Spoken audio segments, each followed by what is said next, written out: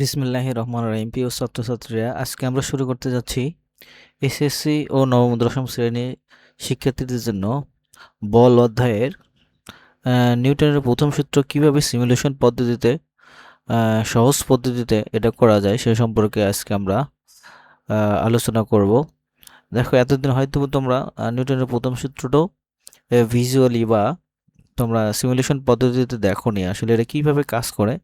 এতদিন হয়তো মুখস্থ করেছো, আজকে আমরা শিখব সেটা আসলে বাস্তবে কিভাবে ঘটে। খেয়াল করো, এই যে দেখো একটা বল, আমরা এই বলটাকে যদি আমরা একটা ক্লিক করি তাহলে কি হচ্ছে, দেখো উপরের দিকে চলে যাচ্ছে, আবার নিচে আসতেছে। এখন যদি আমরা এইটাকে যদি এইখানে কোনায় মারি, দেখো আবার গোলের বাড়ির দিকে মারলাম কিন্তু হলো না। এখন যদি আমরা এই দিকে মারি, দেখো গোল, এই যে এখানে এই যে বলটাকে স্থির বল ছিল এটাকে আঘাত করলাম, বাইরে থেকে বাহ্যিক বল প্রয়োগ করলাম। অর্থাৎ নিউটনের প্রথম সূত্রই বলতেছিল যে বাহ্যিক কোনো বল প্রয়োগ না করলে স্থির বস্তু স্থির থাকবে এবং গতিশীল বস্তু চিরকাল সুষম দ্রুতিতে সরল পথে চলতে থাকবে। এটাই ছিল আমাদের নিউটনের প্রথম সূত্র। দেখো এই যে বল আসে এখন স্থির, এটা আমরা উপর দিকে মারলাম, সেটা কি গতিশীল হয়ে গেল, তাই না? এখন আবার দেখো, এবার এটাকে যদি আমরা এই গোলের দিকে মারি, এই দেখো এখন গোলের দিকে গেলাম, বলটা ছিল স্থির,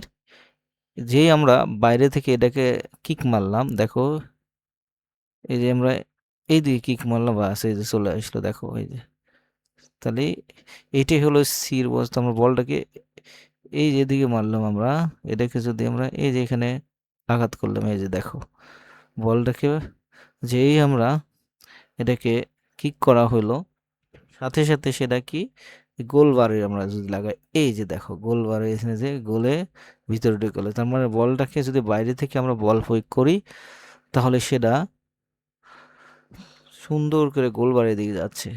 এই জন্য বাহ্যিক কোনো বল প্রয়োগ না করলে স্থির বস্তু স্থির থাকে। তাহলে এখানে বাহ্যিক বল প্রয়োগ করলাম, এই বলটা গোলের বাড়ির মধ্যে প্রবেশ করলো। তাহলে এইভাবে আসলে নিউটনের প্রথম সূত্রটা কাজ করে। এবার যদি আমরা নিউটনের দ্বিতীয় সূত্র নিয়ে কাজ করি, তোমরা এখানে বলটাকে আঘাত করলে আমরা এই দিকে শুরু করি, এই যে দেখো বলটা যে গোলের দিকে চলে গেলো, এই যে আঘাত করলাম, স্থির ছিল বলটা, আঘাত করার সাথে সাথে বল প্রয়োগ করার সাথে সাথে এখানে চলে আসলো।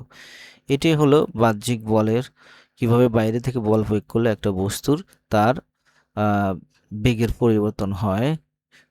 আচ্ছা, এবার নিউটনের দ্বিতীয় সূত্র দেখো, আমরা যদি আলোচনা করি, এই যে দেখো এখানে আমরা নিউটনের দ্বিতীয় সূত্র ছিল এফ সমান এম এ। এখানে আমরা একটা গাণিতিক টার্ম শিখবো। এখানে দেখো কয়েকটা 4টা টেবিল দেওয়া আছে, এখানে আমাদের গ্রাফ দেখবে, এখানে গ্রাফ, আবার এখানে আমাদের রেজাল্ট ফলাফল দেখাবে। এখানে আমরা বিভিন্ন মান দেব, যে খেয়াল করো এখানে কোন সময় আমাদের বল দরকার, সময় দরকার, সবগুলো এখানে দেওয়া আছে। তো দেখো, যদি আমরা প্রযুক্ত বল এফ সমান এম এর সূত্রটা প্রয়োগ করতে চাই তাহলে এখানে কি কি দেওয়া আছে, তো আমরা একটু খেয়াল করি। দেখো মানটা বল আমরা যদি প্লে করি তাহলে দেখো কি হচ্ছে, এই যে দেখো গাড়িটা যাচ্ছে, আর এই যে এখানে বল, এই যে দেখো 5 সেকেন্ড যদি গাড়িটাকে চালনা করা হয় তাহলে সে কতটুকু বল দেখাবে। দেখো এই যে 20 নিউটন বল প্রয়োগ করা হয়েছে।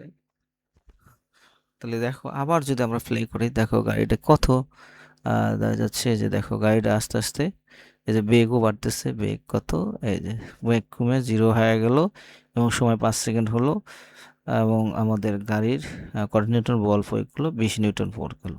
তারপরে এটা ইচ্ছা করলে আমরা মান চেঞ্জ করে দিতে পারি, ভরটা চেঞ্জ করে দিতে পারি। তারপরে এখানে আমরা সময়টা যদি আহ, দিতে পারি, আবার এই যে বল কত সেটাও চেঞ্জ করে দিয়ে দিয়ে আমরা মানটা বের করতে পারি। সে ধরে নাও আমরা এখানে সময়টাকে একটু চেঞ্জ করে দিয়ে দিলাম। যদি আমরা এখানে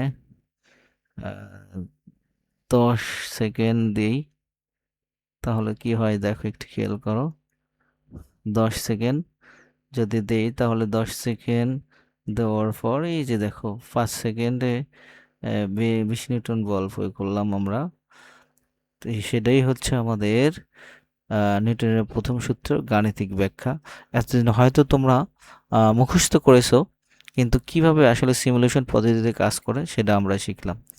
আসলে আমি আমার এই কোর্সে তোমাদের এই সিমুলেশন পদ্ধতিতেই অঙ্কগুলি করানো হবে।